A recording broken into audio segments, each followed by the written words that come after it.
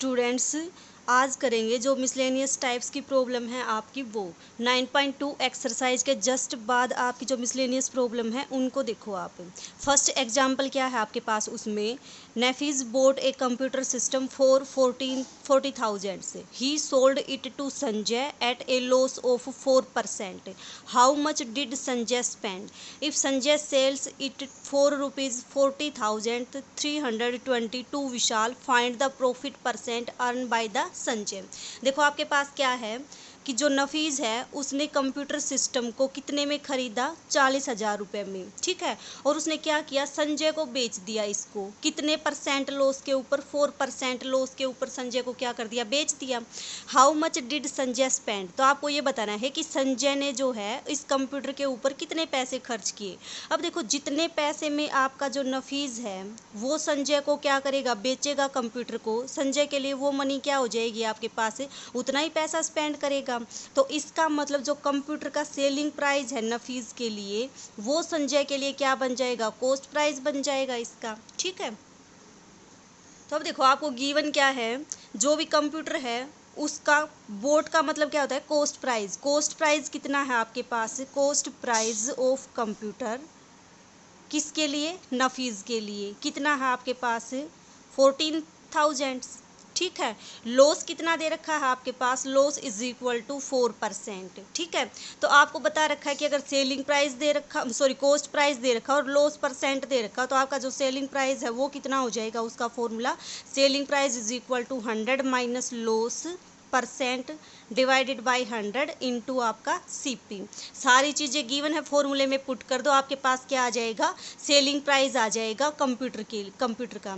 तो अब देखो जितने पैसे में नफीज ने इस कंप्यूटर को बेचा है, तो इसका मतलब संजय ने इतने पैसे में खरीदा है। तो ये जो सेलिंग प्राइस है नफीज के लिए, ये संजय के लिए क्या बन जाएगा, कॉस्ट प्राइस बन जाएगा, ठीक है। तो सारी वैल्यूज पुट करके जब आप इवेलुएट करोगे तो इसकी वैल्यू आएगी 38,400।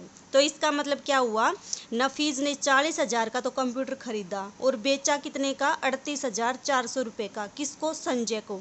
तो इसका मतलब संजय ने जो कंप्यूटर खरीदा वो कितने रुपए में खरीदा, 38,400 रुपये में। तो आपके पास क्या आ गया, cost price of computer for Sanjay. Sanjay के लिए जो आपके पास कंप्यूटर का कॉस्ट प्राइस है वो कितना आ गया, 38,400, ठीक है। अब देखो उसने क्या किया, संजय ने फिर से इसको सेल कर दिया कितने रुपए में, 40,320 रुपये में विशाल को। तो देखो खरीदा कितने में, 38,400 रुपये में, और आपका जो सेल किया वो कितने में किया, 40,320 रुपये में। तो इसका एसपी कितना आ जाएगा आपके पास, 40,320 रुपये।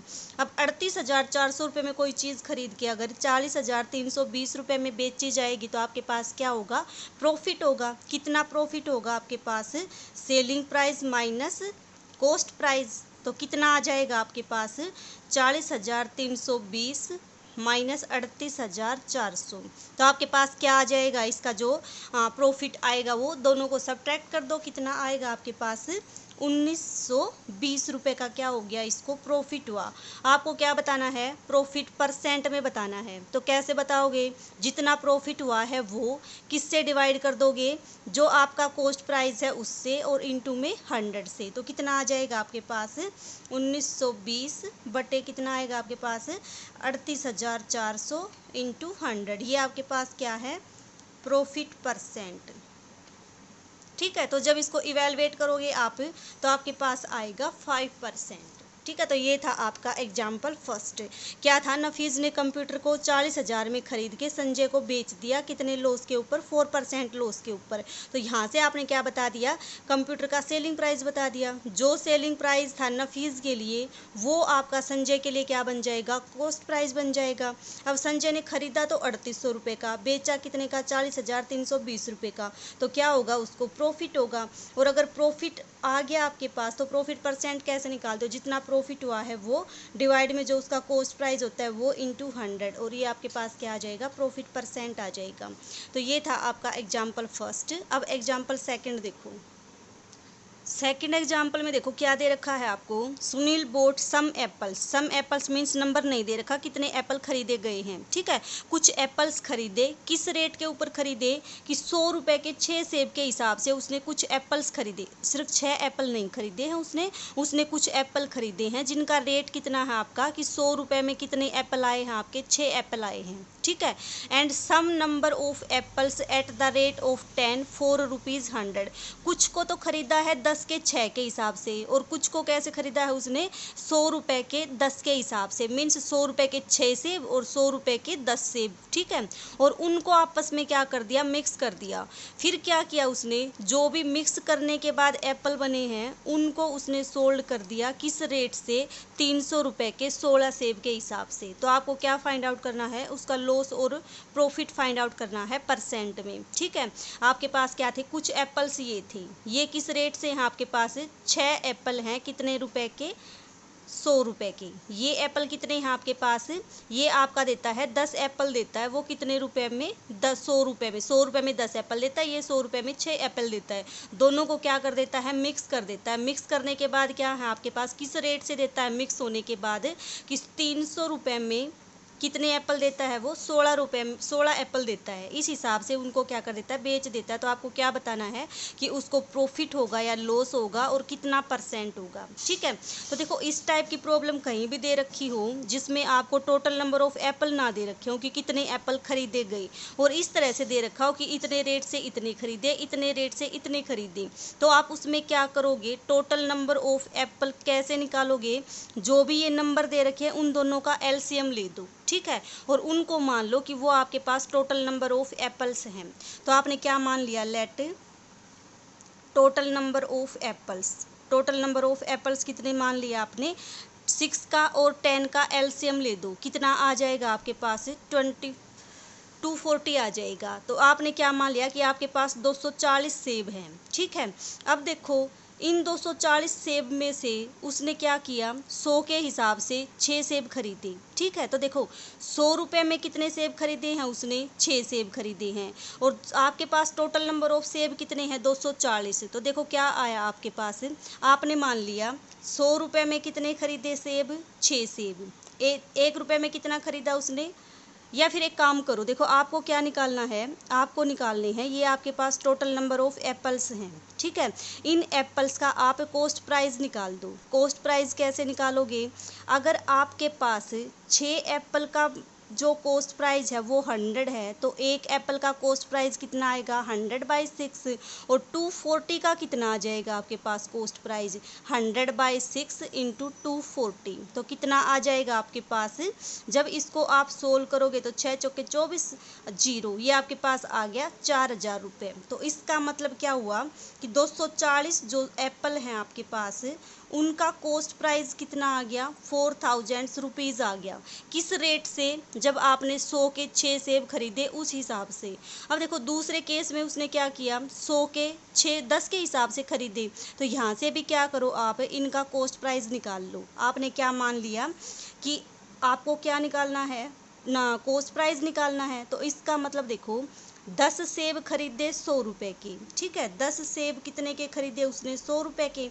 एक सेब कितने का खरीदा जाएगा, 100/10, और आपके पास 240 एप्पल्स कितने के खरीदे जाएंगे, इंटू 240 कितना आ जाएगा आपके पास, 2400 रुपये की, ठीक है। तो देखो जो 240 एप्पल आपके पास ये जिनको 4000 रुपये में ख़रीदा गया, 240 एप्पल आपके पास ये जिनको 2400 रुपये में ख़रीदा गया, दोनों को क्या कर दिया, मिक्स कर दिया। अब देखो 240 सेब यहाँ थे, 240 यहाँ थे, तो यहाँ मिक्स होने के बाद कितने बन जाएंगे, 480 बन जाएंगे, ठीक है।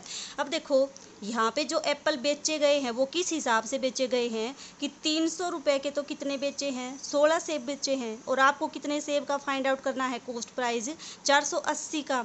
तो देखो आपने क्या मान लिया कि जो आपके पास 16 सेब हैं उनका एसपी का मतलब बेचा गया है, देखो यहाँ पे क्या दे रखा है, उनको सोल्ड किया गया है।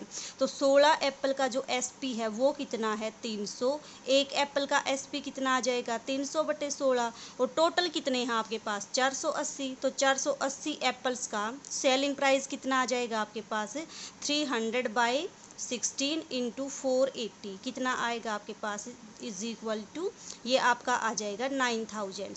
ठीक है, तो अब देखो आपके पास कितना आया, 480 जो सेब थे उनको बेचा कितने में, 9000 रुपये में। तो इन 480 सेब को खरीदा कितने रुपए में गया, 4000 ये, 2400 ये। तो टोटल कितना आया आपके पास, 480 एप्पल्स जो हैं उनका कॉस्ट प्राइस कितना आ जाएगा, 4000 प्लस 2400, तो आपके पास आ गया 6400। ठीक है, तो देखो खरीदा गया 6400 रुपये में, बेचा गया 9000 में, तो क्या हुआ, प्रॉफिट हुआ। कितने रुपए का प्रॉफिट हुआ, जो भी आपका सेलिंग प्राइस है उसमें से क्या करो, कॉस्ट प्राइस को सब्ट्रैक्ट कर दो, तो आपके पास कितना आ जाएगा, ये 2600 रुपये का प्रॉफिट हुआ। परसेंट में बताना है, कैसे बताओगे, जो भी प्रॉफिट हुआ है वो डिवाइडेड बाय कितना आएगा आपके पास, जो भी उसका कॉस्ट प्राइस था वो, यानी कि 6400 रुपये इंटू 100 कितना आ जाएगा आपके पास, ये आपका आएगा 45/8%। तो इस तरह से क्या करोगे आप इन क्वेश्चंस को सोल्व करोगे। ठीक है, कि आपके पास 2 डिफरेंट टाइप के एप्पल्स दे रखे थे, एक को कैसे खरीदा गया, 100 रुपये के 6 के हिसाब से, दूसरे को 100 के 10 के हिसाब से, और फिर क्या किया, उनको मिक्स कर दिया, और मिक्स करके क्या किया उसने, 300 रुपये के 16 के हिसाब से सेबों को क्या कर दिया, बेच दिया। तो क्या करोगे, टोटल नंबर ऑफ एप्पल्स निकालने के लिए इन दोनों का ले दो एलसीएम। एलसीएम कितना आ गया, 240 आ गया, तो इसका मतलब 240 सेब आ गया आपके पास।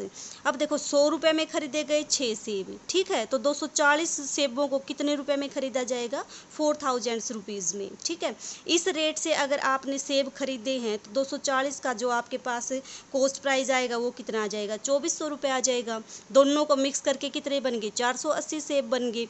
अब देखो 16 सेबों को खरीदा गया है 300 रुपये में, तो आपके पास 480 को कितने में खरीदा जाएगा, 9000 रुपये में। ठीक है, 9000 रुपये में तो क्या किया, बेचा गया, और 6400 रुपये में क्या किया गया, खरीदा गया, तो क्या होगा, उसको प्रॉफिट होगा। परसेंट निकालने के लिए क्या करोगे, profit by cost price into 100, आपके पास क्या आ जाएगा, प्रॉफिट इन परसेंट आ जाएगा। ठीक है।